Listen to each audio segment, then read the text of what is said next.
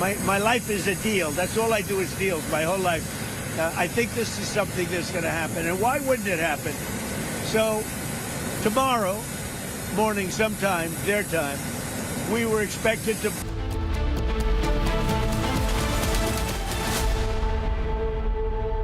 चमकी चाट से क्या बना है? सैंडविच, लस्सी और छाछ और हर घूंट में चमकी चाट, ड्राई फ्रूट और दही बड़े। चमकी चाट से स्वाद बढ़े। असली स्वाद सिर्फ चमकी चाट।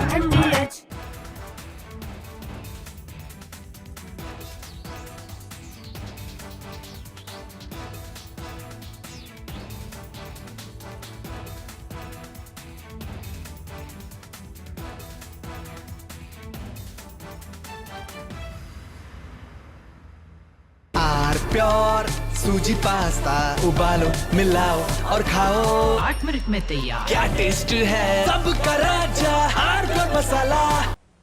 हमें धीरज के साथ, संयम के साथ, शांत मन से हर चुनौती का मुकाबला करना है। इसलिए मैं देशवासियों से भी कहूंगा कि हमें हर चुनौती के लिए तैयार रहना ही होगा। जैसा कि हम देख रहे हैं कि इस युद्ध को लेकर पल पल में हालात बदल रहे हैं। आदरणीय सभापति जी, ये संकट अलग प्रकार का है और इसके समाधान भी अलग प्रकार से ही तय किए जा रहे हैं। हमें धीरज के साथ, संयम के साथ, शांत मन से हर चुनौती का मुकाबला करना है। आदरणीय सभापति जी, जैसा कि हम देख रहे हैं कि इस युद्ध को लेकर पल पल में हालात बदल रहे हैं। इसलिए मैं देशवासियों से भी कहूंगा कि हमें हर चुनौती के लिए तैयार रहना ही होगा। इस युद्ध के दुष्प्रभाव लंबे समय तक रहने की प्रबल आशंका है, लेकिन मैं देशवासियों को भरोसा देता हूं, सरकार सतर्क है, तत्पर है और पूरी गंभीरता से रणनीति बना रही है, हर निर्णय ले रही है। देश की जनता का हित हमारे लिए सर्वोपरि है।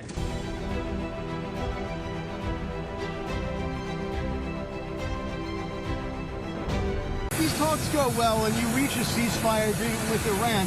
Do you believe Israel would abide by that agreement?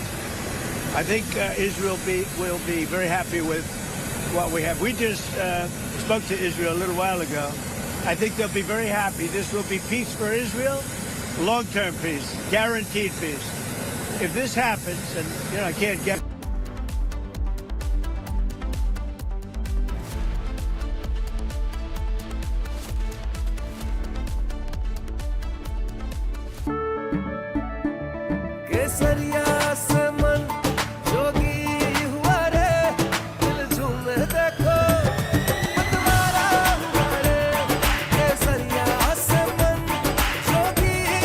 हर पल मनाओ केसरी त्योहार। विमल, बोलो जुबान केसरी। थोड़े में ज्यादा स्वाद, यही तो है इसकी खास बात। वाओ मामा, क्या स्वाद है। अरे मेरे राजा, मसाला। हमें धीरज के साथ, संयम के साथ, शांत मन से हर चुनौती का मुकाबला करना है। इसलिए मैं देशवासियों से भी कहूंगा कि हमें हर चुनौती के लिए तैयार रहना ही होगा। जैसा कि हम देख रहे हैं कि इस युद्ध को लेकर पल पल में हालात बदल रहे हैं। आदरणीय सभापति जी, ये संकट अलग प्रकार का है और इसके समाधान भी अलग प्रकार से ही तय किए जा रहे हैं। हमें धीरज के साथ, संयम के साथ, शांत मन से हर चुनौती का मुकाबला करना है। आदरणीय सभापति जी, जैसा कि हम देख रहे हैं कि इस युद्ध को लेकर पल पल में हालात बदल रहे हैं। इसलिए मैं देशवासियों से भी कहूंगा कि हमें हर चुनौती के लिए तैयार रहना ही होगा। इस युद्ध के दुष्प्रभाव लंबे समय तक रहने की प्रबल आशंका है, लेकिन मैं देशवासियों को भरोसा देता हूं, सरकार सतर्क है, तत्पर है और पूरी गंभीरता से रणनीति बना रही है, हर निर्णय ले रही है। देश की जनता का हित हमारे लिए सर्वोपरि है।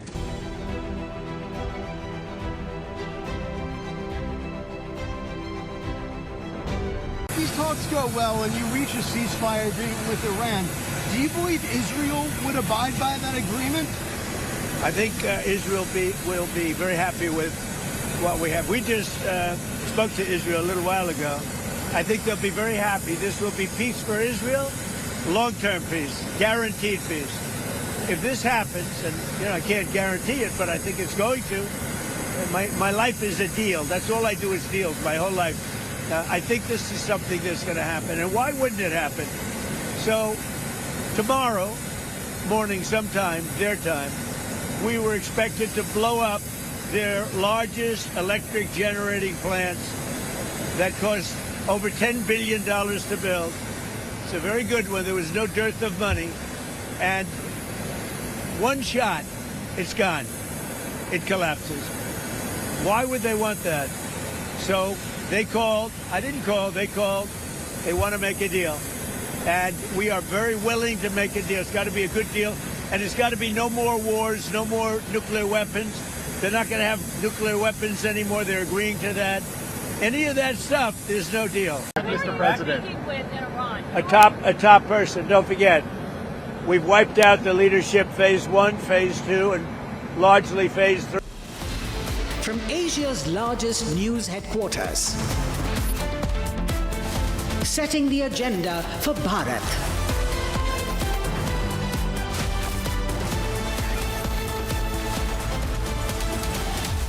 You're watching Republic.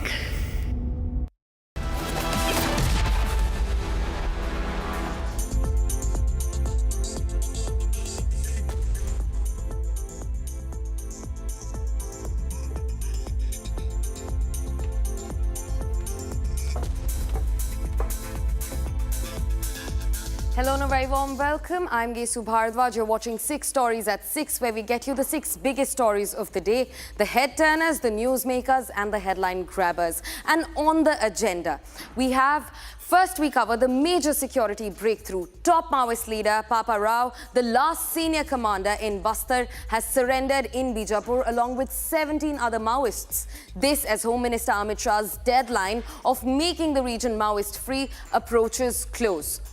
Next, we have lined up for you Bangladesh remembering March 25th as the genocide was committed by Pakistani forces back in 1971. Bangladesh observed a Remembrance Day today for the victims of the dastardly March 25 bloody genocide that happened in 1971. Lined up next for you is the cost of the war for economies in the global south as a crippling energy crisis is sweeping across South Asia, with economies like Pakistan, Bangladesh and Sri Lanka completely crushed under pressure. Next on, we have the Tamil Nadu poll build-up as alliances finally seem to have concluded the seat-sharing talks as the polls inch closer in less than a month. Up next, the AIMIM chief Asaduddin Owaisi is betting big on Bengal as he announces an alliance with AJUP for the upcoming polls against the Trinamool Congress. And viewers, we conclude this news edition with the Philippines having declared a 1-year-long national energy emergency as rising fuel costs and supply risks threaten the Filipino economy. Viewers, now in a major breakthrough, top Maoist leader Papa Rao, the last senior commander in Bastar, has surrendered in Bijapur along with 17 other Maoist comrades. Now, Papa Rao was linked to deadly strikes like the 2010 Tad Metla massacre, 2025 Ambeli IED blasts and many more. His surrender is being seen as a decisive step in ending decades of insurgency in the region. More in this. Viewers, we're speaking about the final chapter of Maoism as the last senior most surviving commander has now surrendered to the Chhattisgarh police. Now, 2010 saw the Tad Metla massacre. This was a strike that was perfectly calculated using an ambush technique by the Maoists, about thousands of them, who then came up to the security ambush. The attack that took place, 75 CRPF personnel were killed. They were martyred in the strikes, the ambush guerrilla warfare that was unleashed by the Maoists. Now, at least they were belonging to the 62nd Battalion of the CRPF. One state policeman was also killed as part of the bloody strikes. Now, not just that, this attack was planned carefully by Papa Rao, the one who has submitted his arms to the Chhattisgarh police, and Madhvi Hidma. These were the two co-conspirators of the entire attack.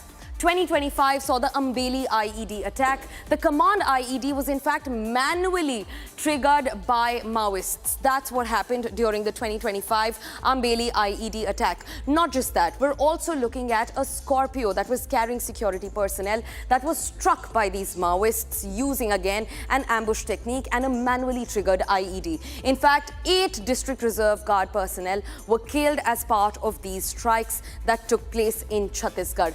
Not just that, one civilian driver who was driving that Scorpio was also killed as part of the strikes that were made by Papa Rao. Both of these strikes by Papa Rao, who has now submitted to the Chhattisgarh police. More in the report that comes forward. नक्सल प्रभावित क्षेत्रों में भी BSF की अनेक उपलब्धियां हैं और आज मैं कहना चाहता हूं कि हमारे सभी सुरक्षा बलों के साझे पराक्रम के कारण वो दिन दूर नहीं जब ये देश नक्सल समस्या से हमेशा के लिए मुक्ति प्राप्त कर लेगा। हमारा संकल्प है कि 31 मार्च 2026 इस देश को नक्सल समस्या से हमेशा के लिए मुक्त कर हमारे आदिवासी भाइयों बहनों के विकास का रास्ता हम साफ कर देंगे, प्रशस्त करेंगे। As the March 31st deadline looms, Chhattisgarh edges closer to a historic milestone. The dream of a state free from Maoists is finally within reach.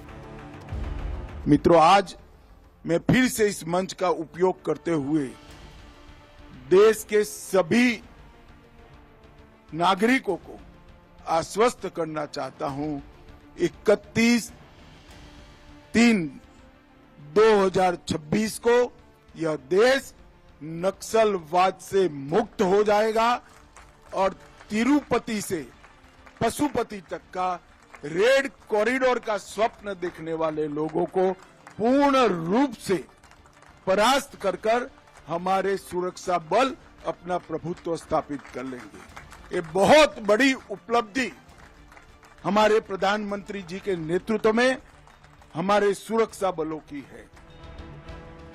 For decades, the dense forests of Bastar and surrounding regions have been synonymous with fear and violence. But a decisive breakthrough has brought new hope. In a major development, Papa Rao, the last senior Maoist commander in Bastar, has surrendered to authorities in Bijapur district. Alongside him, 17 other Maoists, including 7 female members, have chosen to lay down arms and embrace the path of peace. हमारा ये संकल्प है कि समग्र बस्तर को और भारत भूमि को नक्सल मुक्त कराना, मगर यहां से रुकना नहीं है। मैं आज आप सब लोगों के सामने कहकर जाता हूं, कांकेर, कोंडागांव, बस्तर, सुकमा, बीजापुर, नारायणगढ़, नारायणपुर और दंतेवाड़ा, ये 7 जिलों का संभाग बस्तर 2030 दिसंबर तक देश का सबसे विकसित आदिवासी जिले बनेंगे तो मेरा बस्तर बनेगा। Papa Rao, who joined Maoist movement in 1997, had been involved in some of the most notorious attacks in the region. Police records reveal his role in the Tadmetla massacre of April 2010, which claimed 76 CRPF lives. Ambeli IED attack in January 2025 that killed 8 security personnel. With more than 40 cases and warrants pending, his surrender marks the end of an era of fear and violence. The roots of Maoists in Bastar trace back to the 1960s, starting from the Bhopal Patnam to the serene valley of Bastar. Dense forests, dangerous terrain, and poor administrative access to many districts made the state vulnerable to Maoists. When Chhattisgarh was carved out of Madhya Pradesh in 2000, underdeveloped districts with a high tribal population became easy recruitment grounds for Maoists. Chhattisgarh authorities are calling it a decisive breakthrough, with which the state is on the brink of becoming completely free of Maoists' influence. According to data from the Ministry of Home Affairs, as many as 2,167 Maoist cadres surrendered in 2025, a huge leap from 881 in 2024 and 376 in 2023. For a region long defined by Maoists, this surrender is more than a law enforcement victory. This surrender marks a turning point, signaling hope, reintegration, and a new era of peace for Bastar and Chhattisgarh.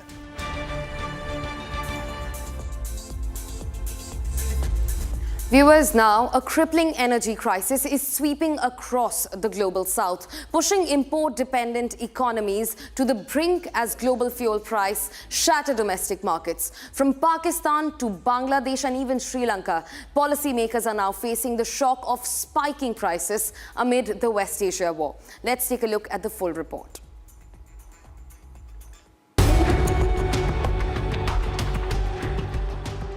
As the war in West Asia enters its 4th week, developing economies in Asia are the most exposed to rising energy costs.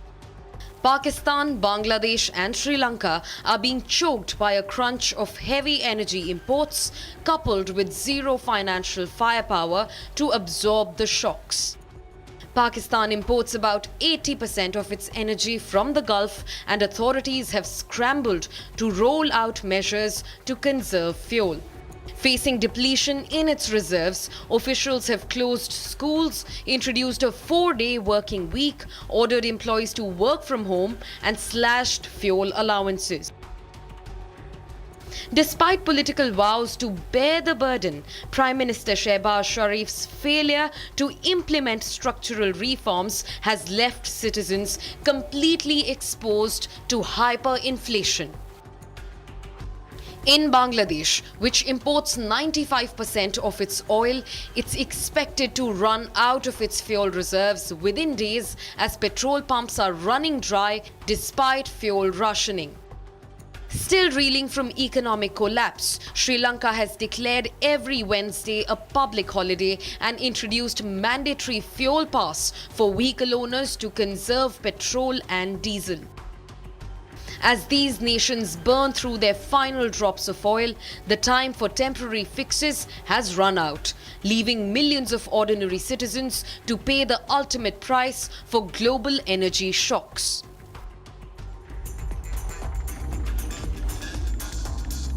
Viewers, now the poll preparations are underway in full swing in Tamil Nadu, which goes to vote on the 23rd of April, just less than a month away. With less than 30 days left for this highly anticipated election, the ruling DMK and the opposing AIADMK have decided to lock their seat-sharing deal, with the AIADMK also going one step further by releasing the first list of candidates. 19 names in the AIADMK's first list, and senior leaders will contest in places they have won from in previous elections. Take a look at what's brewing in Tamil Nadu.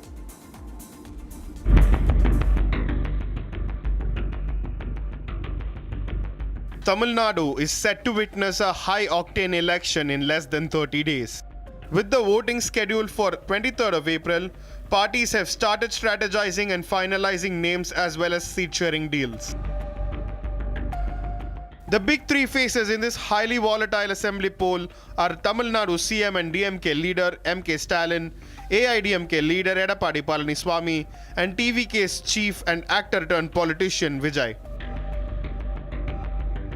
The ruling DMK has finalized the seat-sharing deal with its allies, deciding to contest 168 seats independently. DMK's allies will get to contest from 66 seats across Tamil Nadu, with Congress getting 28 seats, VCK getting 8 seats, while the Communist and Marxist parties get 5 seats each. Kamal Haasan has announced that his party Makkal Needhi Mayam will not be contesting in this polls. The announcement came after he met with MK Stalin on Tuesday. Kamal has termed the decision a sacrifice for the future of the state. However, the AIDMK were quick to hit out at Kamal. Spokesperson Kovai Satyan termed Kamal's decision as incompetence, not sacrifice. Listen in. The decision by Kamal Haasan not to contest in the assembly election is not a sacrifice. It is his incompetence. This is the problem with the actors who are in silver screen. They believe that in public life, whatever you talk in front of the camera is what you need to deliver in public life. In public life, you have to have the political acumen, the leadership attributes and qualities to do good for the people.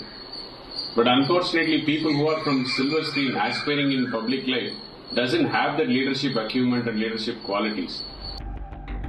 The AIDMK is also leaving no stone unturned in its efforts to secure the Tamil Nadu election.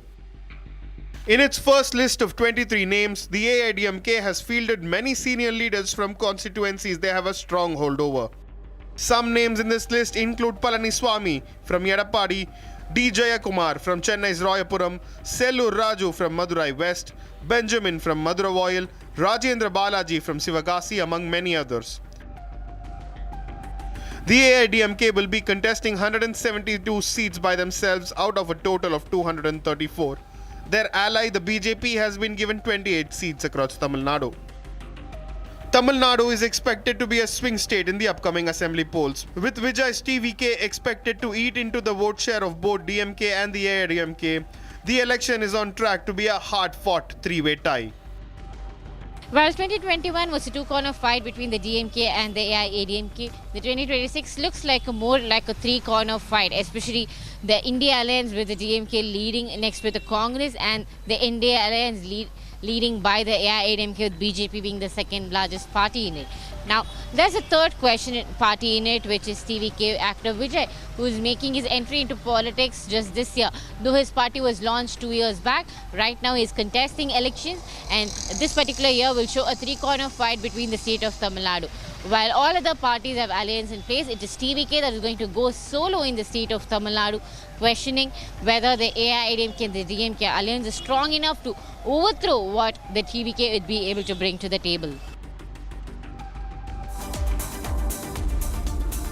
Viewers, now let's zoom into what's happening in West Bengal. The battle for Bengal is getting sharper ahead of the assembly elections. In a significant political development, Asaduddin Owaisi has announced an alliance with former TMC leader Humayun Kabir. Now, Kabir's newly formed Aam Janta Unnaya party will now join hands with AIMIM to contest the upcoming polls, potentially reshaping the minority vote dynamics in the state, exactly the reason why the Trinamool Congress needs to be beware of this alliance. Take a look.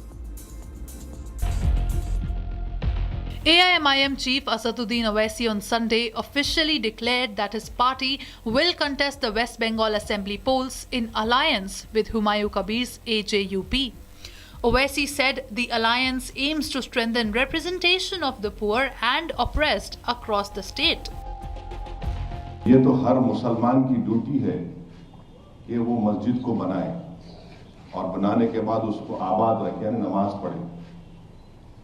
सबसे बड़ा issue waste Bengal में जो है वो मुस्लिम empowerment का है, मुस्लिम minority के empowerment का। वो हमारे लिए बहुत बड़ा अहम मुद्दा है। The 294-member West Bengal Assembly will go to polls in two phases, April 23rd and April 29, with counting scheduled for May 4th. The contest is largely seen as a direct fight between the ruling Trinamool Congress and the opposition Bharatiya Janata Party. Humayun Kabir, who was expelled from the Trinamool Congress last year, has been aggressively expanding his new party's footprint in the state. His party, AJUP, has already announced candidates for over 180 seats, signalling serious intent to emerge as a key player in the upcoming polls. In a high-profile move, Kabir's party has fielded Poonam Begum against Chief Minister Mamta Banerjee in the Bhabanipur constituency. The seat will also see BJP's Suvendu Adhikari in the fray, making it a closely watched contest. Political observers believe the AIMIM-AJUP alliance could impact the Muslim-dominated constituencies, potentially denting the Trinamool Congress traditional voter base. Kabir has gone a step further. He claimed that his party could play a decisive role in the government formation, even hinting at the possibility of West Bengal's first Muslim chief minister if his party comes to power. In Bengal's last elections, Owaisi did not even contest for the polls, but this time he has joined hands with Kabir's AJUP. With new alliances emerging and political equations shifting, the Bengal battleground is only getting more intense. Viewers, now the Philippines has declared a one-year-long national energy emergency as rising fuel costs and supply risks threaten the country's economy. Now, President Marcos Jr. says the move targets spiraling energy prices amid fears that conflict in West Asia could disrupt all oil shipments through the Strait of Hormuz. Now, authorities are using emergency powers to secure fuel, stabilize prices and ensure that essential goods are being delivered, while analysts have warned other Southeast Asian nations could follow suit. More in the report that comes forward. The war in West Asia, a tumbling global economy and rising fuel costs are now forcing governments to take urgent action across Asia. In the Southeast, the Philippines has now declared a one-year national emergency to shield its economy from worsening supply shocks. Malinaw ang salitang ginamit natin, energy emergency. Hindi ito emergency ng pangkalahatan. It is a very specific and a very precise emergency. It is an emergency of the energy sector, the supply of energy, and the prices of energy. Dahil ang pinagmulan ng problema ay ang supply at ang presyo ng enerhiya. At yun ang kailangan naming tugunan ng direkta agad. Kaya that is why we declared not a general state of emergency but a state of energy emergency. President Ferdinand Marcos Jr. says the move targets a specific crisis, spiraling energy prices and tightening fuel supply. The decision comes amid growing fears of disruption in the Strait of Hormuz, a lifeline for oil shipments to Asia, as the war continues unabated. Karamihan ng dumadaan na langis sa Straits of Hormuz papunta rito sa Asia. Kaya't ang Asia, sa pagsara ng Straits of Hormuz, ang Asia ang pinakamabigat ang tama. To tackle crisis, a special committee has been set up to manage a smooth distribution of fuel, food, medicine and other key goods. I want to assure everyone that this does not mean that we should panic. It means that we are doing everything that we can to assess and to alleviate the situation. It is a precautionary tool so that we are ready for whatever comes next. Officials are now using emergency powers to secure fuel supplies, stabilize prices and ensure nationwide availability of essential goods. As on the ground, transport workers warn that rising diesel prices could soon make daily operations financially unviable. Ako talaga sir, pag umabot talaga ng 150 ang diesel, hindi na talaga ako mabiyahe. Wala na sir, pag umabot ng ganun, wala na akong kikitain nun. Abono na abutin ko lagi nun. Papagod tao, di kung may iba naman na. Experts say the crisis highlights the risks of heavy dependence on imported energy and volatile global markets. I think the Philippine government is trying to send a broader signal that the situation is indeed an emergency to the broader stakeholders, the public and the businesses, the longer the crisis goes, the deeper it will be, and it's quite likely that other countries within the Southeast Asia region could likely follow suit. With the conflict-driven uncertainty persisting, analysts caution that other energy importing nations may be forced to adopt similar emergency measures. Viewers, now in Bangladesh, the date today, 25th of March, is one that brings back horrors. Bangladeshi Prime Minister Tariq Rahman has extended his condolences on the genocide that happened today in 1971. A day which is observed as a remembrance day for the victims of the March 25th, 1971 massacres. In a social media post, the Bangladeshi Prime Minister recounted the atrocities and the killings orchestrated by the Pakistani military in the name of Operation Searchlight. In fact, before we show you the whole story, let's take a look at what unfolded in Bangladesh. Now viewers, this is what happened in Bangladesh in 1971 as Pakistan continued its incursions and its slaughter. Now on the 25th of March 1971 is when the actual horrors were unleashed on the innocents inside Bangladesh as Pakistani military took over their territories starting from Dhaka, and gradually this then shaped the trajectory of Bangladesh's liberation going forward. Pakistan launched an operation called the Operation Searchlight, and instead in this entire military incursion only innocents were harmed. Now in this Operation Searchlight, their objective was to crush the Bengali nationalist movement. The Bengalis inside Bangladesh struggling to get their autonomy, to get their sovereignty from Pakistani forces. Now, Pakistan continued a 9-month campaign of killing, atrocities, maims and rapes inside Bangladesh, a 9-month-long atrocious period. Now, Mujibur Rahman was also arrested by the Pakistani forces and in fact also flown to Islamabad to stop the political leaders from being able to redirect resources to save people. Hindus were systematically targeted. While this was a war that was waged on all Bengalis of all communities, Hindus specifically remained at the center of the atrocities. About 200,000 to 400,000 women were raped by the Pakistani forces. Sexual assault, sexual violence cases skyrocketed and the world could not blink. About 3 lakh murders in Bangladesh occurred. 3 million people were killed at the hands of the Pakistani forces, all innocents, something that erupted in Dhaka and gradually took over the rest of Bangladesh. 10 million refugees fled to India to take shelter for safety. Out of desperation, they had to leave their houses. And within Bangladesh, at least 30 million other people were completely displaced, forced to flee their homes. This is the gravity of the situation that unfolded at the hands of Pakistani forces in 1971. More in the report that comes forward that gets you all the details of what happened and how it happened. March 25th, 1971. Pakistan launches Operation Searchlight. Indiscriminate firing on teachers, students, political leaders, intellectuals, and ordinary citizens. The goal? Ethnic cleansing of Bengalis.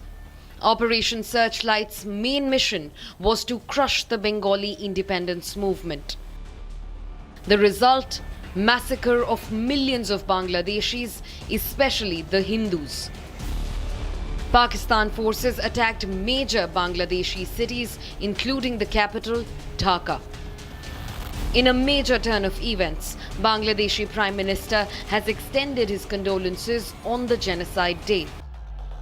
Prime Minister Rahman recounted how Pakistani forces killed Bangladeshis in the name of the operation.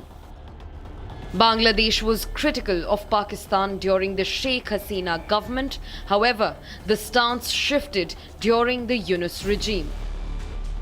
Does this reflect a shift in stance of the Bangladeshi leadership post Muhammad Yunus's regime? Bangladeshi Prime Minister Tariq Rahman in a social media post said Operation Searchlight was a pre-planned massacre. Rahman asserted that the Pakistani occupation forces fired indiscriminately on innocents. Tariq also remembered the resistance by the 8th East Bengal Regiment in Chattogram. Bangladesh Prime Minister in his post appealed to the citizens to pay their deepest respects and to never forget the sacrifices made by the martyrs. 25th March is remembered as the Genocide Day as it marked the beginning of the dastardly killings. As per the government of Bangladesh, around 3 million were killed in the brutal killings that ensued till Bangladesh got independence. The crackdown triggered the Bangladesh Liberation War, which finally led to the independence of Bangladesh on the 16th of December 1971. The post by Tariq indicates a distinct political shift compared to previous years. And with that, this is an end to today's 6 Stories at 6. Don't go anywhere. News and updates continue on the other side, and we will meet you here same time tomorrow with the 6 biggest stories of the day. Stay tuned.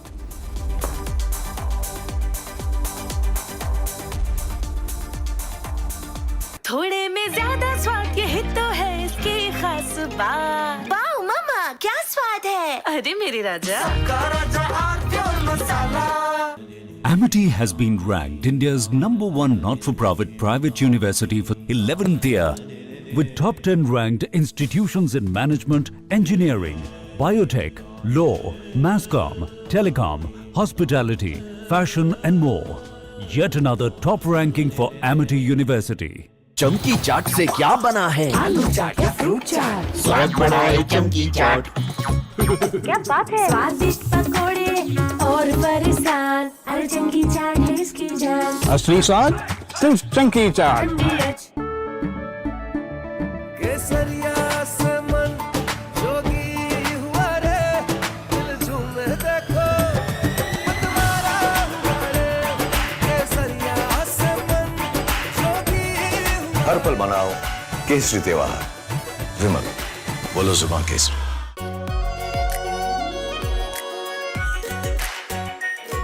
Pure शाही paneer masala, delicious, healthy every day.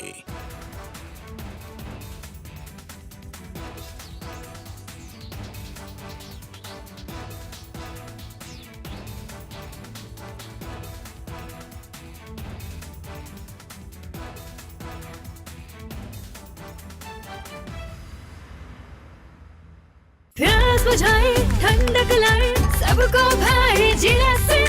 MDH का जलजीरा जीरा SIP. जीरा SIP, असली refreshing, असली स्वाद, असली मजा। MDH।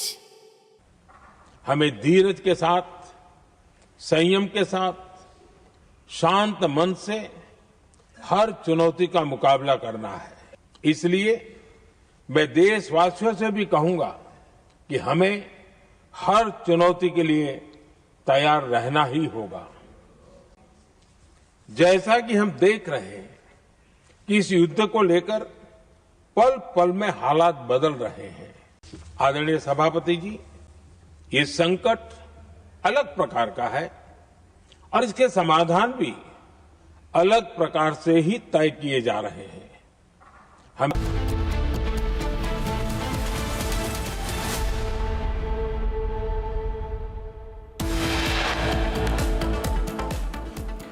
The NDA finalizes seat-sharing arrangement for Tamil Nadu polls. AIADMK to contest on 169 seats. BJP gets 27. Defence Minister Rajnath Singh chairs an all-party meeting to discuss the fallout of the West Asian crisis. Government issues clarification on news reports regarding LPG refill booking timeline. Says no changes have been made and there is no cause for concern.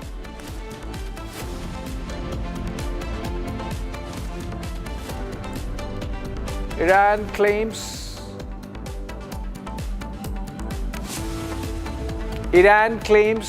that it has fired coastal cruise missiles targeting the USS Abraham Lincoln aircraft carrier. Iranian officials send Pak ship Selen back after it tries to go through Hormuz without due process.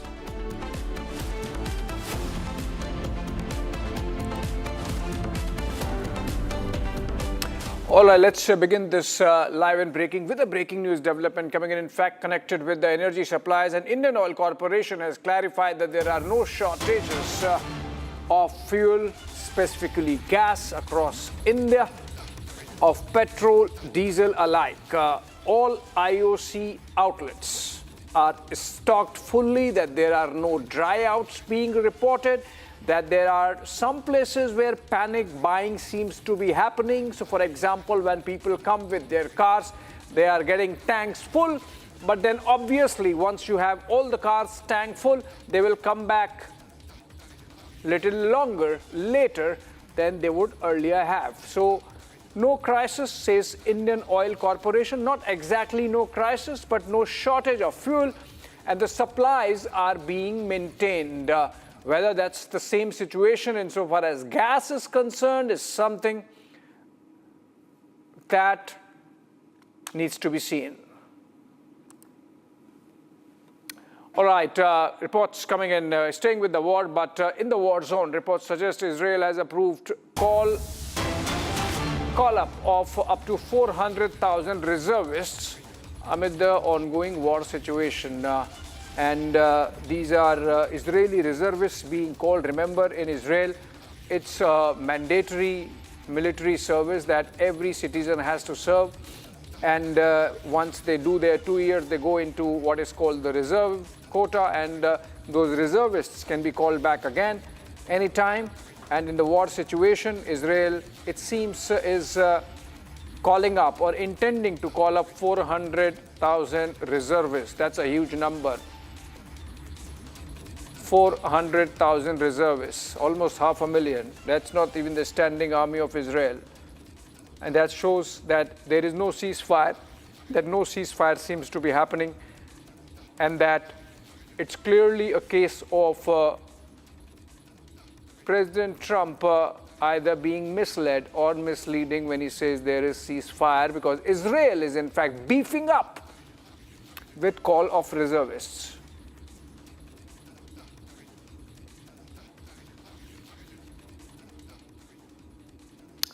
All right, back home, but staying with war, the central government has called and is going on an all-party meeting to discuss the ongoing tensions in West Asia and the impact that it's having on India's economy, specifically the energy situation. These are pictures. These are not the pictures of the all-party meet, but an all-party meet is taking place right there inside the parliament. The discussion is focused on the possible economic and strategic impact that this situation is going to have on India, or is already having, including oil supplies, essential services, and regional security. These are pictures from earlier. These are pictures of the Cabinet Committee on Security that the Prime Minister had taken on Sunday. And this was prior to the decisions on formation of the group of ministers and group of secretaries as the all-party meeting is going on. As we speak, we'll get those pictures in a bit, but let me go to our reporters, Harsha and Shambhavi, joining us live for more on this. Let's go to Harsha first. Harsha, the all-party meeting has been going on for about an hour now. Any updates, any messages trickling in on what's being discussed and what's the opposition stance in the meeting? So Abhishek, the meeting is still underway. It started at 5 o'clock. It is still, what we have got to know through our sources is that the meeting will go on for another 30 to 40 minutes more. They are not likely to come out before 6:40 to 6:45. This is what we have got to know. And also what we understand right now, Abhishek, is that this meeting becomes very crucial because opposition parties have been raising demand that government should answer all the questions regarding the supply of the crude, LPG, and what is the present situation internationally as well. In fact, Abhishek, even after Prime Minister spoke in the parliament, both the houses of the parliament, the opposition doesn't seem to be satisfied with the content and with the narrative which government has given on the West Asia crisis, and also how government is adopting different measures. And that is also one of the reasons why TMC party has skipped this all-party meeting. All the other opposition party leaders, floor leaders are there in the meeting, from Samajwadi Party to RJD to Congress to DMK. In fact, Owaisi is also there in the meeting. There are the ministers of the government as well who are part of this very important meeting. But TMC skipped this meeting because they kept on stating that there should have been a discussion on the LPG issue. They don't want the government to speak individually or call a closed door meeting on this entire issue. They want the discussion in the parliament, in the floor of the house. While what Kiran Rijiju spoke to us when he did a debriefing, Kiran Rijiju stated that it's very important that in this time, the opposition stands united with the central government. Opposition understands the gravity of the situation and what all measures the country is adopting. And that's the reason why one by one, the secretaries are briefing each and every opposition party leaders, not only the sub-district.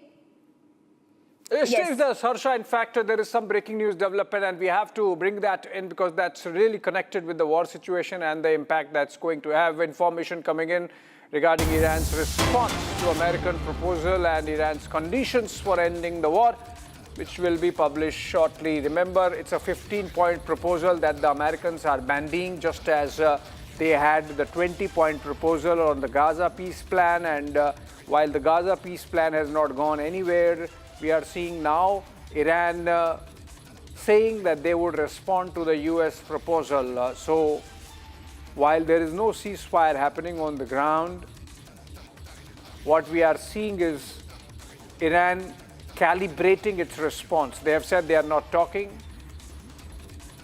Okay, all-party meeting. That was one breaking. We'll come back on it. Shambhavi is also live with us. Shambhavi, are you there outside the parliament? Are you getting a sense, like Harsha was saying, Trinamool has absented itself from the meeting? Any other political party that's absent, and are they willing to listen to the government? Are they even willing to listen to the government? See, the foundation of the very meeting, when it started, Mallikarjun Kharge contested that instead of this being a discussion, there should be a topic of debate in the House. So the very meeting, the very point of it, it started with a contestant coming from the opposition. So this is definitely not being welcomed initially, and we know that Rahul Gandhi was unavailable to attend the meeting. Earlier there was some prior commitment in Kerala that he said, but later on we got to know that allegedly Sonia Gandhi is sick, so Rahul Gandhi cannot attend the meeting, although other senior leaders in the Congress are attending.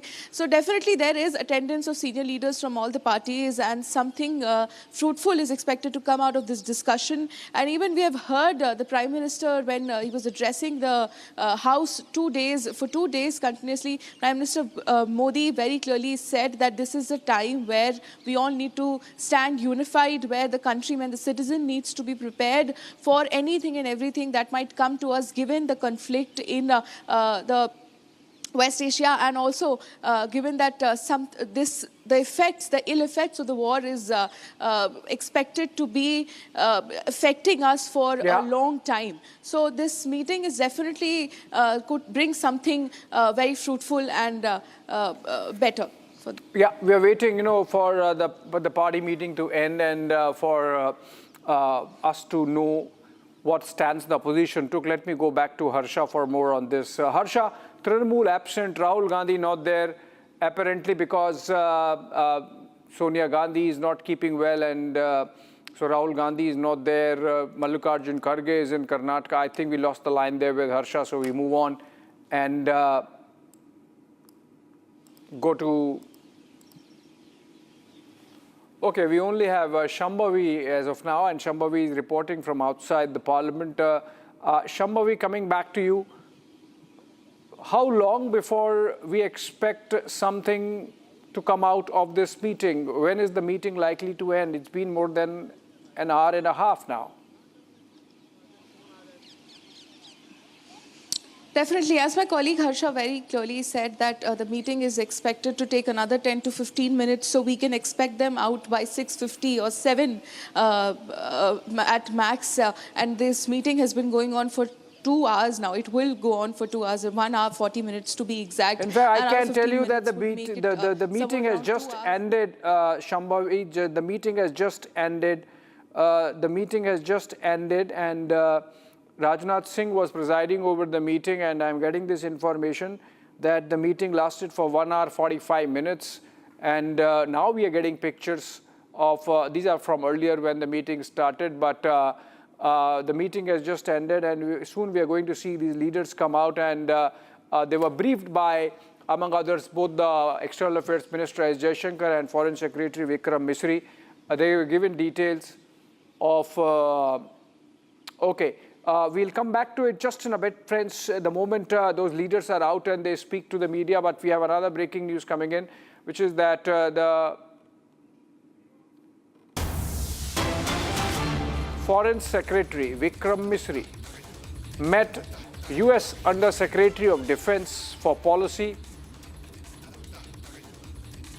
Elbridge A. Colby. US Under Secretary of Defense for Policy Elbridge A. Colby is in New Delhi, and they met on the sidelines of the India-US Defense Policy Group meeting that took place today. They exchanged views on advancing bilateral defense cooperation. Significant that this is coming in the midst of the West Asian war, so far as the Americans are concerned. And the two leaders, or the two officers, also discussed defense cooperation, regional security, and how to further strengthen the strategic partnership, which seems to be going through a phase of turbulence under Trump administration 2.0. But Elbridge Colby, the Under Secretary of Defense for Policy, is in New Delhi. It was an Indo-US dialogue for which he was here, and on the sidelines they met. Foreign Secretary Vikram Misri met him.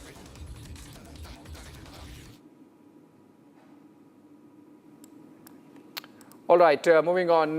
Crippling energy crisis is sweeping South Asia and, in fact, rest of the world. But how South Asian countries are dealing with it? Sri Lanka has, beg your pardon, imposed work from home, among others, including Bangladesh. And then when you have Pakistan struggling to even keep up with its National Day celebrations. Here are the details.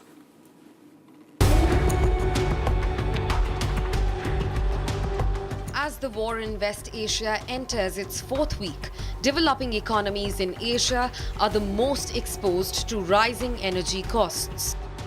Pakistan, Bangladesh and Sri Lanka are being choked by a crunch of heavy energy imports coupled with zero financial firepower to absorb the shocks. Pakistan imports about 80% of its energy from the Gulf, and authorities have scrambled to roll out measures to conserve fuel. Facing depletion in its reserves, officials have closed schools, introduced a 4-day working week, ordered employees to work from home, and slashed fuel allowances. Despite political vows to bear the burden, Prime Minister Shehbaz Sharif's failure to implement structural reforms has left citizens completely exposed to hyperinflation. In Bangladesh, which imports 95% of its oil, it's expected to run out of its fuel reserves within days as petrol pumps are running dry despite fuel rationing. Still reeling from economic collapse, Sri Lanka has declared every Wednesday a public holiday and introduced mandatory fuel pass for vehicle owners to conserve petrol and diesel.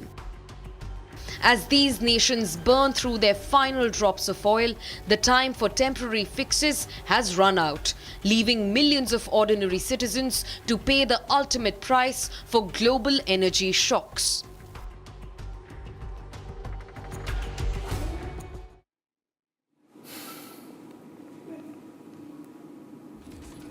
All right, back to the war situation, and Iranian media claims that their missile hit an industrial area very close to Dimona nuclear power plant in Israel. That's the second time that the Dimona nuclear power plant has been targeted. This missile struck the Rotem area, the industrial area of Rotem near Dimona.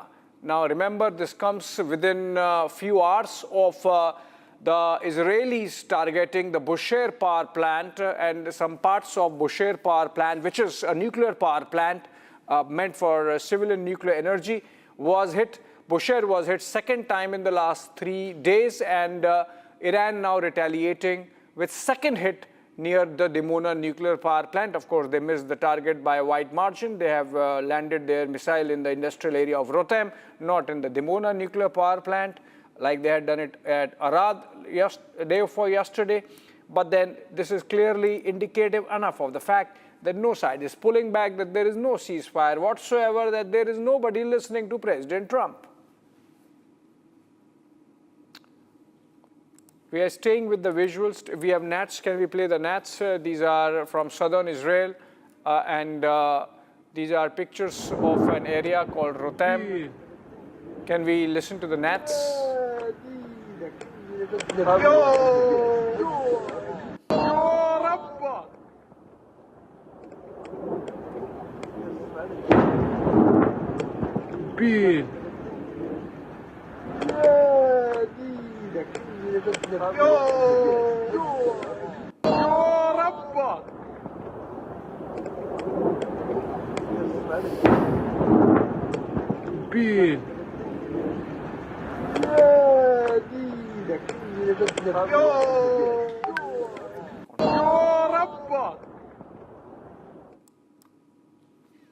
All right, we're not showing any sign of winding down as yet if you go by these pictures. So we're taking a short break, but coming up on the other side, more of what has happened in West Asia on the war front.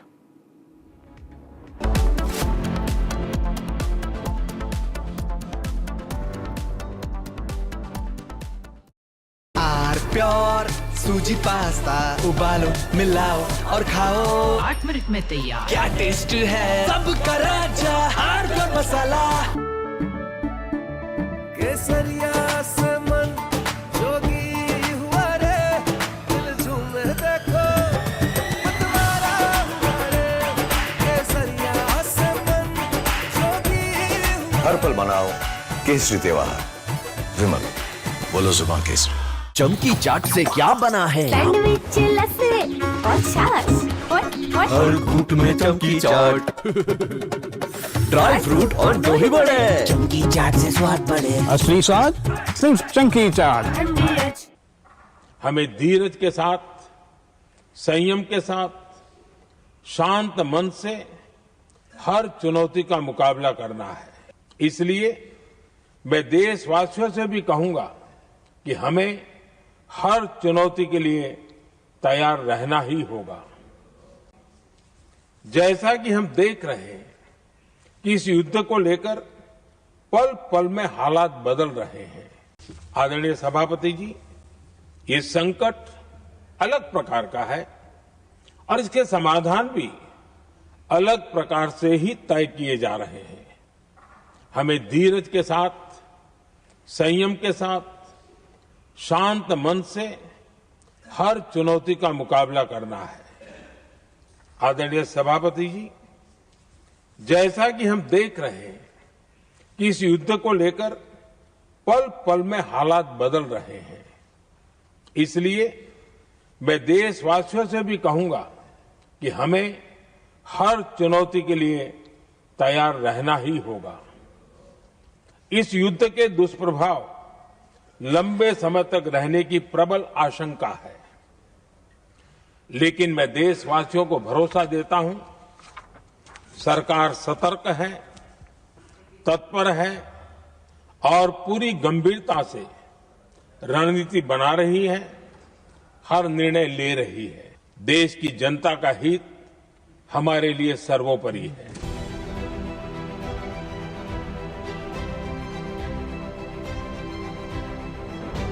These talks go well and you reach a ceasefire agreement with Iran.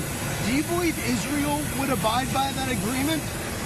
I think Israel will be very happy with what we have. We just spoke to Israel a little while ago. I think they'll be very happy. This will be peace for Israel, long-term peace, guaranteed peace. If this happens, and I can't guarantee it, but I think it's going to, my life is a deal. That's all I do is deals my whole life. I think this is something that's going to happen. And why wouldn't it happen? So tomorrow morning sometime, their time, we were expected to blow up their largest electric generating plants that cost over $10 billion to build. It's a very good one. There was no dearth of money. And one shot, it's gone. It collapses. Why would they want that? So they called. I didn't call. They called. They want to make a deal.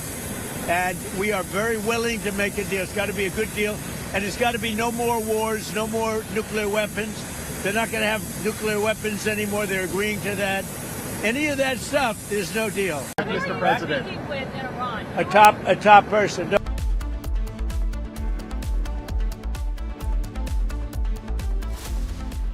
थोड़े में ज्यादा स्वाद ये तो है इसकी खास बात। वाओ मामा क्या स्वाद है? अरे मेरे राजा। Amity has been ranked India's #1 not-for-profit private university for 11th year, with top 10 ranked institutions in management, engineering, biotech, law, masscom, telecom, hospitality, fashion and more. Yet another top ranking for Amity University. चमकी चाट से क्या बना है? Sandwich लस्सी और छाछ हर घूंट में चमकी चाट।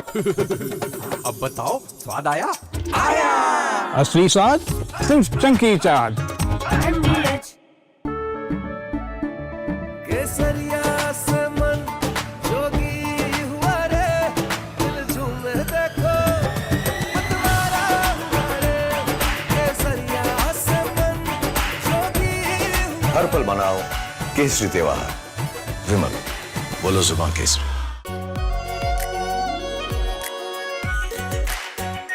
आर प्योर शाही paneer masala, delicious, healthy everyday.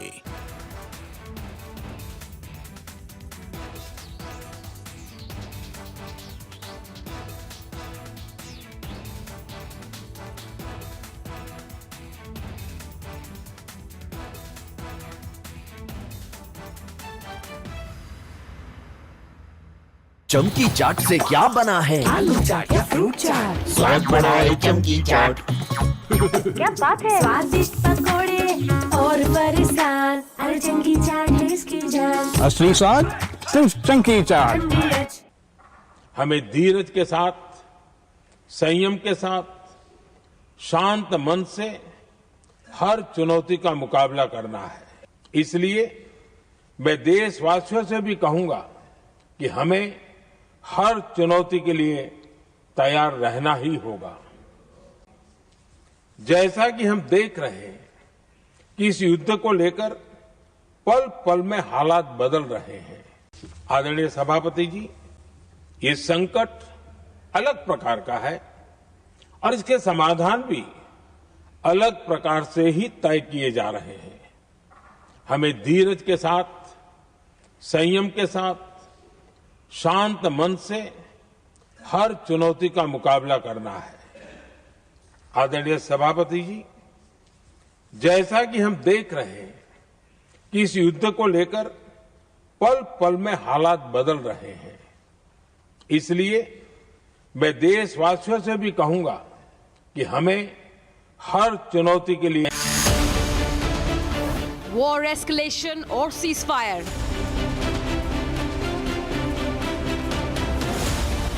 Marines land, nuke plant hit.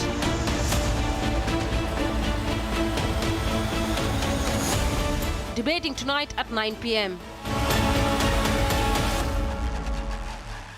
Presented by Amity University, ranked amongst the top 3% universities globally. Powered by RP Sanjeev Goenka Group, growing legacies since 1820. Century Premium Plus. Jaguar Bath and Light. Co-powered by UTI Mutual Fund, Haq, Ek Behatar Zindagi Ka. TVS N-Torq 150, India's first 150cc hyper sport scooter. Muthoot Finance Gold Loan. Sona kya nahi kar sakta. R pure सूजी pasta, उबालो, मिलाओ और खाओ। 8 minute में तैयार। क्या test है, सबका राजा आर प्योर मसाला। यानी इस घर में कुछ है जो टूटता नहीं। ये पिलर कभी नहीं टूटेगा। रुंगटा स्टील TMT से बना। रुंगटा नहीं तो घर स्ट्रॉन्ग नहीं। रुंगटा स्टील TMT बार एकदम सॉलिड। प्यास बुझाए ठंडक लाए सबको भाए जीरा से MDH का जल जीरा जीरा से जीरा सिप असली रिफ्रेशिंग, असली स्वाद, असली मजा। MDH केसरिया से मन जोगी हुआ रे, दिल झूमे देखो मतवारा हुआ रे। केसरिया से मन जोगी हुआ। हर पल मनाओ केसरी त्योहार, विमल बोलो जुबान केसरी। थोड़े में ज्यादा स्वाद यही तो है इसकी खास बात। वाओ मामा क्या स्वाद है। अरे मेरे राजा मसाला। हमें धीरज के साथ, संयम के साथ, शांत मन से हर चुनौती का मुकाबला करना है। इसलिए मैं देशवासियों से भी कहूंगा कि हमें हर चुनौती के लिए तैयार रहना ही होगा।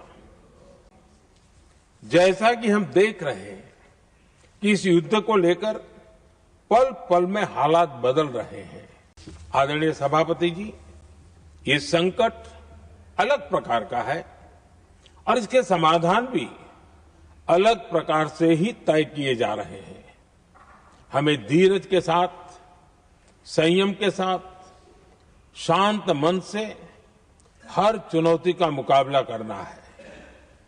आदरणीय सभापति जी, जैसा कि हम देख रहे हैं कि इस युद्ध को लेकर पल पल में हालात बदल रहे हैं।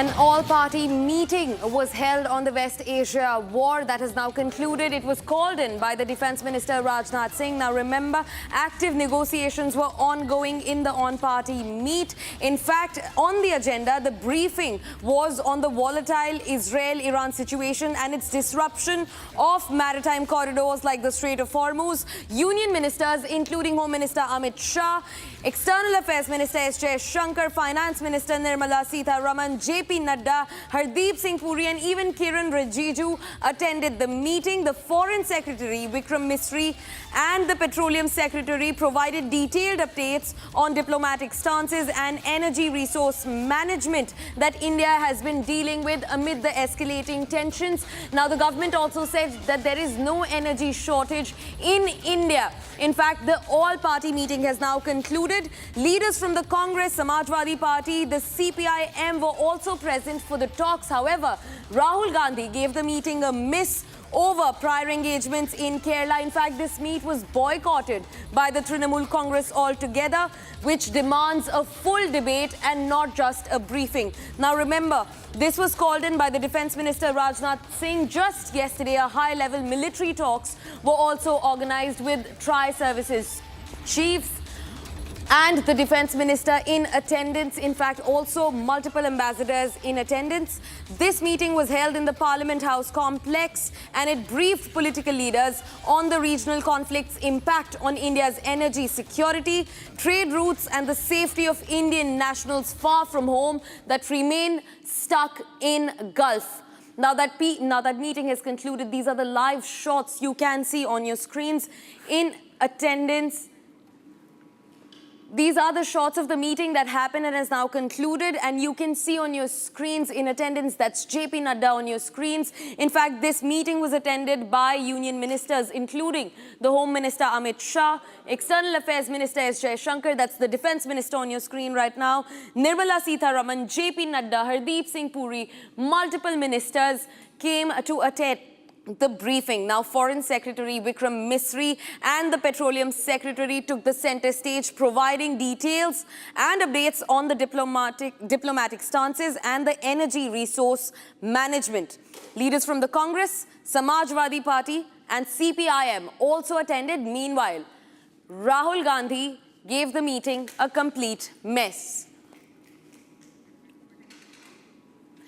In fact, joining us live on the broadcast is my colleague Shambhavi to get us more details on the matter. Shambhavi, the meeting has now rounded up and we were all looking at the meeting. All eyes were on the 5 p.m. meeting. Rahul Gandhi has missed it. What were the important points that were raised? For one, the Indian government says that India is not reeling under any energy crisis. Shambhavi.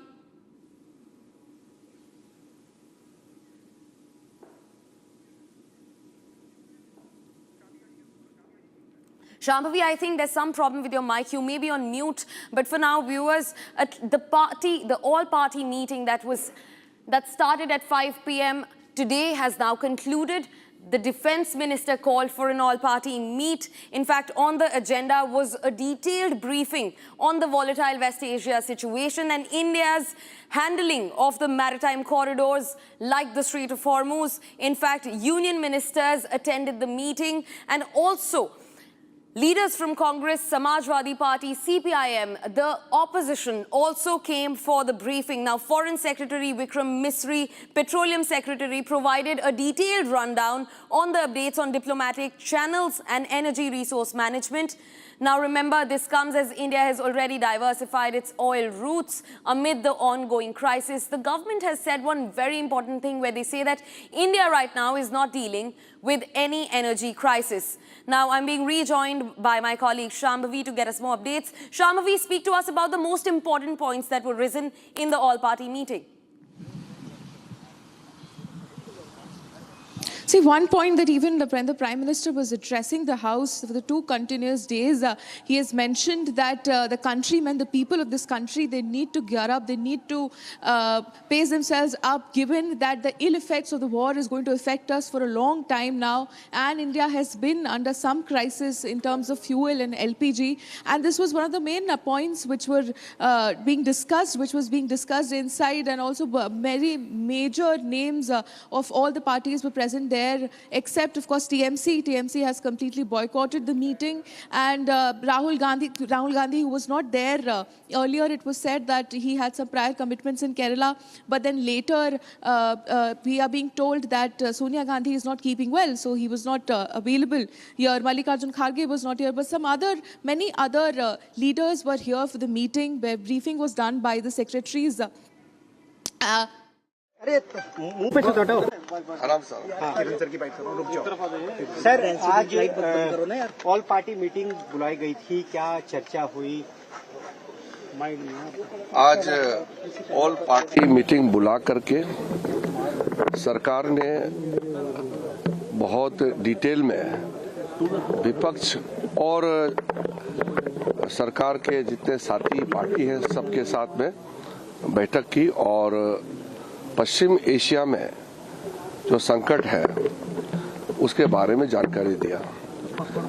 आदरणीय प्रधानमंत्री नरेंद्र मोदी जी की इच्छा से हम लोगों ने all party meeting बुलाया है और मैं सभी पार्टी के नेताओं को धन्यवाद देना चाहता हूं। सब ने अटेंड किया और अच्छी तरह से मीटिंग में पार्टिसिपेट किया है। सब पार्टी के नेताओं ने अपने अपने पार्टी की ओर से जानकारी और अपना चिंताएं व्यक्त की और जो परिस्थिति पश्चिम एशिया में ईरान, इजराइल, अमेरिका के बीच में संघर्ष के वजह से जो उत्पन्न हुआ है उससे भारत को किस तरीके से प्रभाव पड़ेगा और भारतीय लोगों के लिए सरकार ने क्या क्या कदम उठाया है इसके बारे में कई सवाल विपक्ष के साथियों ने किया और सरकार की ओर से व्यापक अच्छी तरह से जवाब दिया। मैं आपको ये बताते हुए संतुष्ट मैं महसूस कर रहा हूँ कि सारे विपक्ष ने जो सवाल की और जो जानकारी प्राप्त करना चाहा सरकार ने जवाब दिया और अंत में सारे विपक्ष के साथियों ने ये कहा है कि संकट के इस घड़ी में सरकार जो फैसला करेंगे जैसे परिस्थिति है उसके हिसाब से कदम उठाएंगे तो सब एकजुट होकर के साथ देंगे, ये सबने कहा है।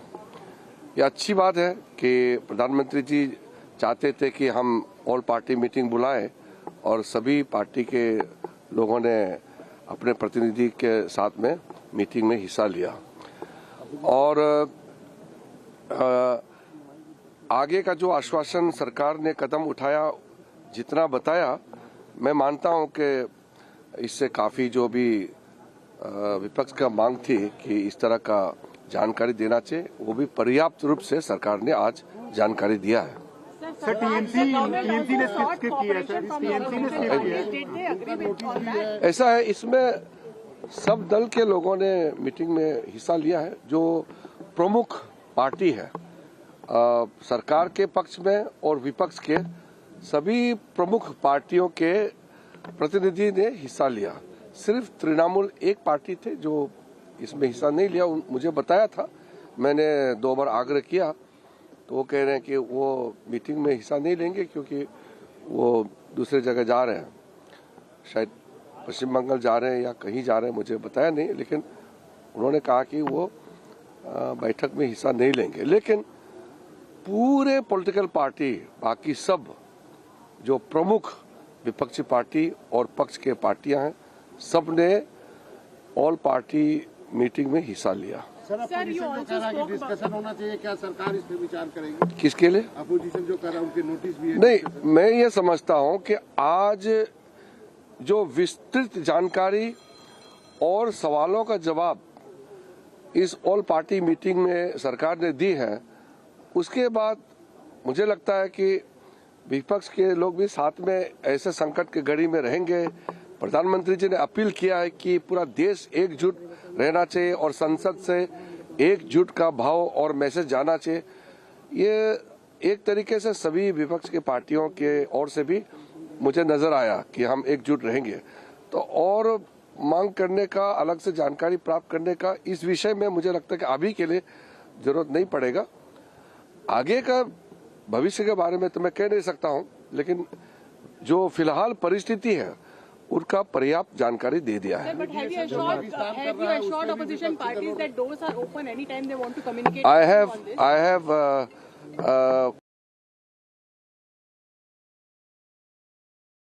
party, and from the government side, all the queries and all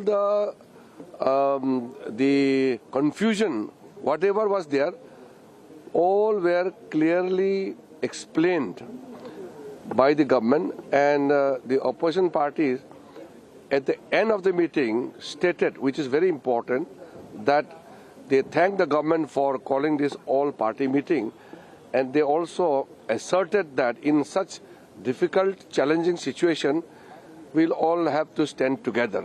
Honorable Prime Minister Narendra Modi ji has made an appeal through the Parliament that Indian Parliament should rise together in any challenging situation.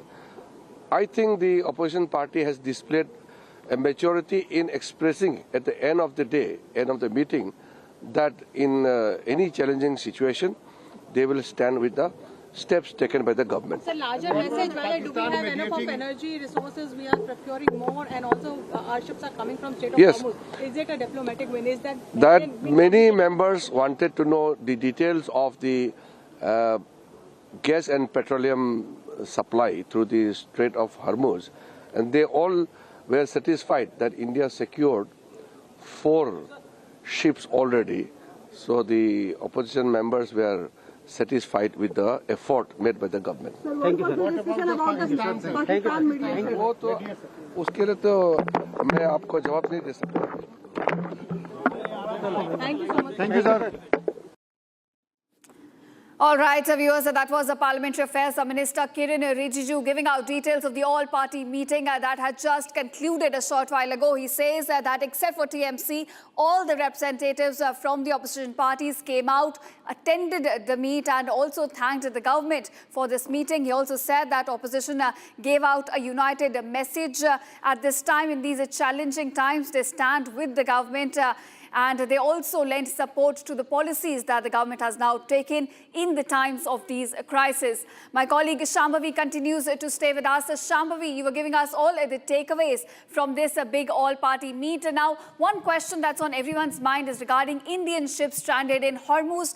And the government in the all-party meeting has now said that 5 more ships could arrive in the coming few days. What more details do we know about this? See, definitely from what we heard, we got to know that all the parties that were present there in the discussion, they have agreed to show a united front in the time and has responded positively to the Prime Minister's appeal, where they appealed that the citizens of this country be pacing themselves up for what is going to happen to us for a couple of weeks or months, maybe, because the ill effects of the war could be long-lasting. And in this meeting, as you could hear Kiran Rijiju saying that he had positive interaction with all the party members except TMC, which had boycotted the entire discussion. There were parties who have showed willingness to present a united front. Apart from this, he also spoke about how there were questions raised regarding what India is facing currently, what is the situation, and then what will India do about the current conflict and the effects of it, which India is facing currently. And according to him, the government has given all the parties a satisfactory answer. And for now, all the questions that would revolve around the wellness of Indians and also the condition which was we were being in a crisis in certain aspects, be it fuel and LPG, that will be taken care of. Back to you. Right, Shambhavi, thank you so much for joining us and giving us all the key takeaways from this all-party meeting. One message has now come out from the Indian opposition at this time. They stand united with the government and they have lent support to government in the times of this crisis. And now my colleague Gesu will continue with more war developments we're getting at this point. Viewers, now the US President Donald Trump says that the negotiations with Iran are completely ongoing and that there is a new group in Iran which he says implies a change in the regime. He also said that Iran gave a very big present to the United States worth a tremendous amount of money. It was oil and gas related. Take a look at the detailed report and all the big claims that US President Donald Trump is now making as the war enters its 26th day.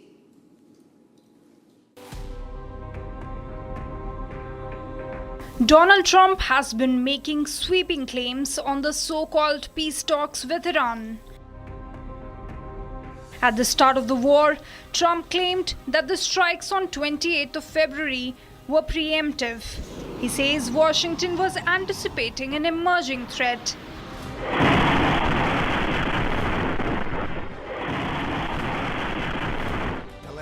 But today, Trump cooks up a different story. He says he received a very big present from Iran related to oil, gas and Strait of Hormuz. A claim that reeks of Donald Trump's vested interest in the oil-rich nation that controls the strait. Because they're going to make a deal. They're going to make a deal. They did something yesterday that was amazing, actually. They gave us a present. And the present arrived today. It was a very big present worth a tremendous amount of money. And I'm not going to tell you what that present is, but it was a very significant prize. And they gave it to us, and they said they were going to give it. So that meant one thing to me: we're dealing with the right people. It was oil and gas related, and it was a very nice thing they did. But what it showed me is that we're dealing with the right people. And not just this. In yet another example of US hegemony, Donald Trump says he will control Strait of Hormuz if he wants.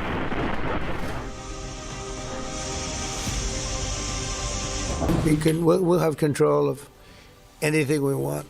Look, if we can end this without more lives being down, without knocking out $10 billion electric plants that are brand new and the apple of their eye, I'd like to be able to do that, you know? Donald Trump earlier indicated that the war could be a prolonged engagement through September.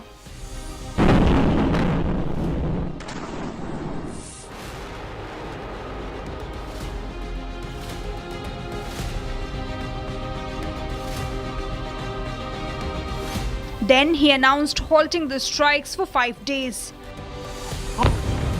But the claims are contrary to reality. Strikes have not stopped. Multiple targets are being hit, including Bushehr nuclear plant in Iran. Even as Donald Trump administration claimed earlier that regime change was not the goal, he now says this. We have really regime change. You know, this is a change in the regime because the leaders are all very different than the ones that we started off with that created all those problems. So this was, I think we can say, Jason, this is regime change, right? He says negotiations with the new group is on. J.D. Vance, Marco Rubio, Jared Kushner and Steve Witkoff all are involved. Iran, on the other hand, has so far denied any talks with US and even proposed a regional security alliance that does not include United States and Israel. Iran claims Donald Trump's so-called peace talks is a trick, a smokescreen. And why not? It is also evident in what Pete Hegseth has said this morning. We negotiate with bombs. You have a choice as we loiter over the top of Tehran, as the president talked about your future. The president has made it clear that you will not have a nuclear weapon. The War Department agrees. Our job is to ensure that. And so we're keeping our hand on that throttle as long as hard as is necessary. Iranian Parliament Speaker Mohammad Baghir Ghalibaf says claims of negotiations are only fake news. Fake news to manipulate financial and oil markets.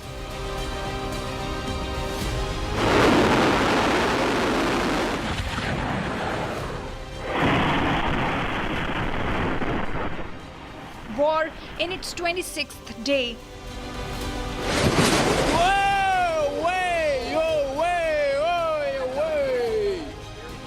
Democrats and some Republicans calling the war and the request for additional Pentagon funding as reckless. So the question is, has Trump tackled again?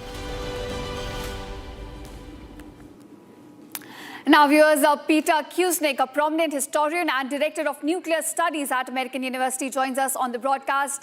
Thank you, Mr. Kusnik, for joining us on Republic. So I want to ask you, Donald Trump says talks are on, negotiations underway. Iran says no talks are taking place. And on the ground, we are seeing the US deploying more Marines and Iran launching ballistic missiles. So do you think it is an actual pause or just a tactical breather for US to deploy more Marines on the ground?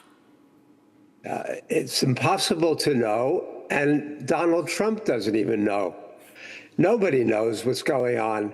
Donald Trump does not have advisors like any normal president who give him good information. So he's in a bubble and he's delusional. And he thinks that, might makes right. He's egged on by Stephen Miller and Hegseth, and these guys are very much out of control. And then Netanyahu. So we don't know if Trump initially said unconditional surrender, and he's going to name the next leader in Iran, and he's going to run the Strait of Hormuz. Now he's backing off some of that. But the Iranians had negotiated twice and were very close to an agreement before the U.S. started to bomb on February 28th. And so they don't trust the United States. They don't trust Donald Trump. They think this could be another subterfuge, another trap, that the U.S. is getting ready for more military action and is just delaying to get the assets into the region. Although Trump probably or shouldn't want to do that. The war is more and more unpopular in the U.S. by the day.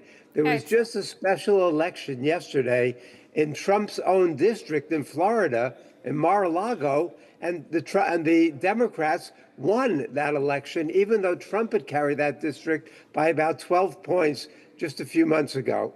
So this is very, very unpopular, and the Republicans are going to get slaughtered in the midterm elections, and they know that, and Trump knows that, so he's looking for an escape ramp. He's looking for a way to back out that he can say was a win, but the Iranians are refusing to give him that win.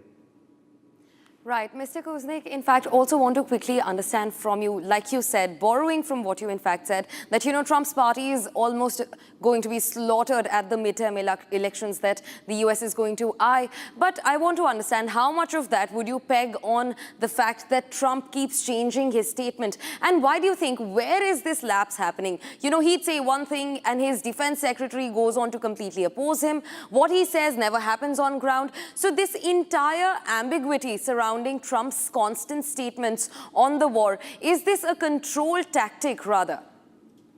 No, it's not a tactic. It's a sign of Trump's losing it mentally. That's why there's a lot of